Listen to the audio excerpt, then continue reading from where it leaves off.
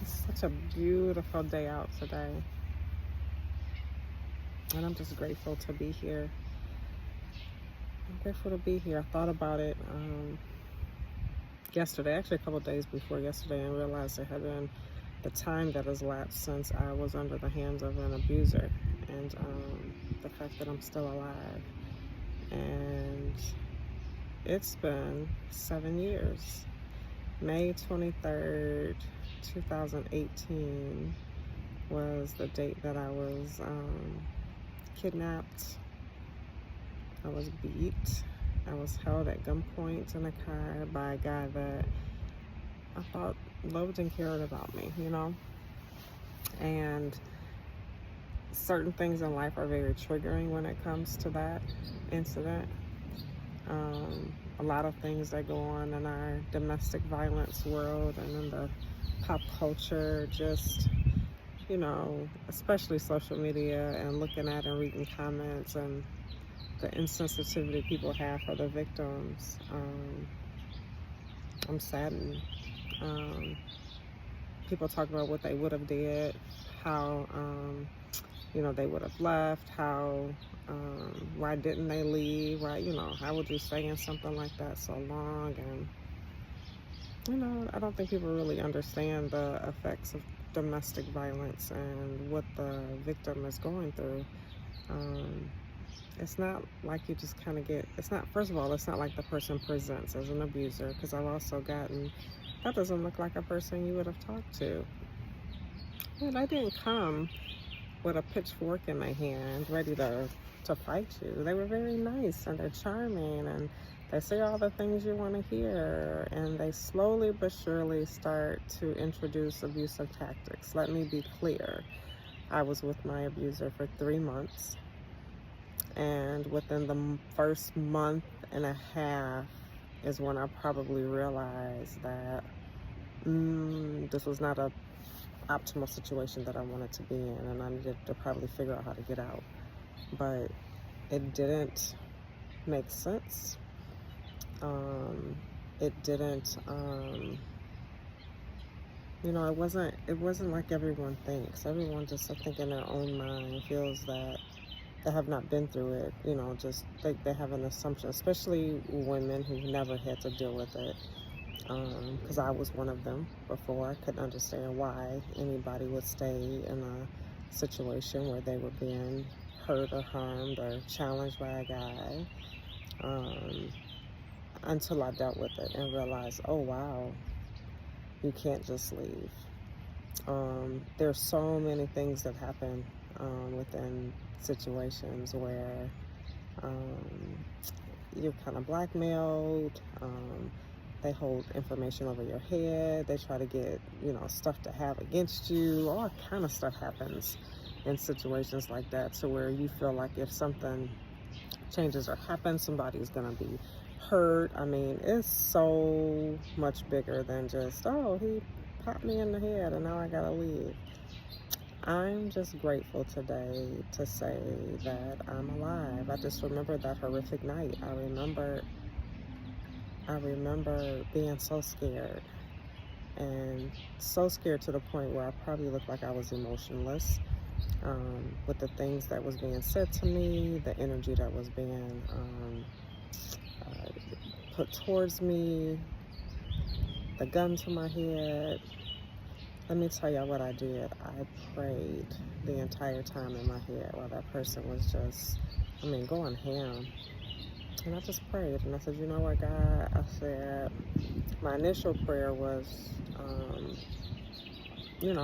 make this quick and easy, because I don't want to suffer. And then I thought about my children, and I was like, oh my God, I got to get home to my kids. They don't have a dad already. How are they going to survive without a mom? And it was in that moment that prayer and that urgency changed. It was Isaiah 54:17, no weapon formed against me shall prosper. God, you promised this to me. Get me home safe to my kids. And God, I know that I'm about to die. And if I make it home safe, it's nothing but you that got me through this.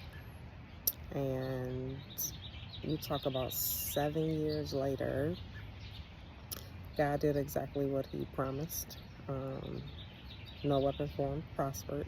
Um, it was a long, drawn out, um, it was a very long, drawn out process. I did go to court. I did all the things. One person got off on all charges. It was so many things that went left in my story, and I guess I'll touch on it every now and again here so you guys can know. But you know, you need an advocate when you go into a police department and you file a report. You would think me being a police widow would have like known how to put in a police report. I never put in a police report. I didn't know what that meant. But you need to tell everything that's happened to you. You need to write it down. You need to be clear. Don't leave out details. And the biggest thing I guess I gotta say is you have to tell. You can't hold it in. Because by the time you try to tell, and if you've held it in, everybody looking at you sideways. Like, why you ain't say nothing? Why you wait 10 years, right?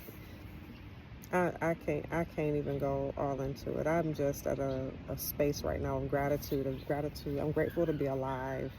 Um, I'm grateful to be breathing, and I'm grateful God has his hands on me.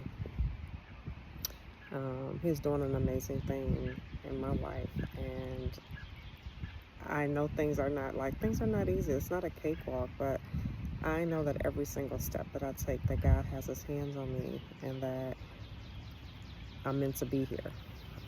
When I think about my encounter with my abuser, it was a straight demonic attack. Let me just tell y'all, I was at a place where I was, starting some things. The practice was starting. There's a lot more ministry things happening, and I look back, and hindsight is always 2020. The devil wanted to take me out. Like, you're not about to be encouraging people to get healthy and well. You gotta, you're not encouraging nobody to go to church and pray and believe in Jesus.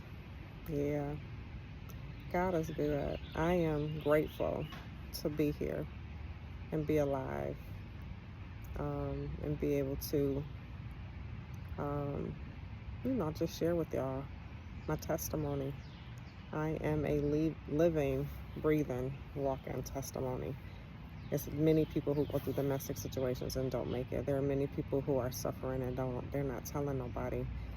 And, you might ask me, well, what advice would you give somebody that's going through it? Be gentle with yourself. Nobody's going to save you but you. You're going to have to make a decision to leave, because that's the only way that the abuse will ever stop. The person is never going to change. How can you help somebody that's in a domestic situation and you that friend that, you bought it, you ready to ride or die? Love on that person. Meet them where they're at.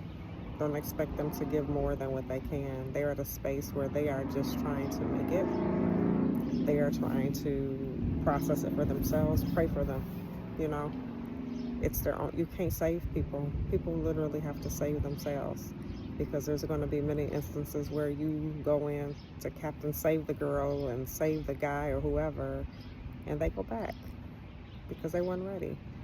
And it ain't no issue to you. It ain't no issue to nothing. It's just that they weren't ready. So you have to wait till they get it inside of them and want the help. It's a powerful thing. Just being able to live and breathe and be a testimony. No, you can't just leave. It's a whirlwind of gaslighting, and if you're not familiar with that, it's just, it's the I'm sorry's and I'm not going to do it no more, and the fact that you're embarrassed that it even happened is a thing. So because you're so embarrassed that it happened, you're not telling nobody, and they're making you almost believe that it didn't happen. Oh, it was your fault. I did it because you made me mad or whatever. You find yourself trying to appease these abusers, and that's not the life. God has an amazing life for you with a person. You should wake up, not saying that everything is easy in relationships, but you should wake up in a place where God is leading your relationship. There's trust. There's nobody sitting here accusing you of stuff and you ain't did nothing.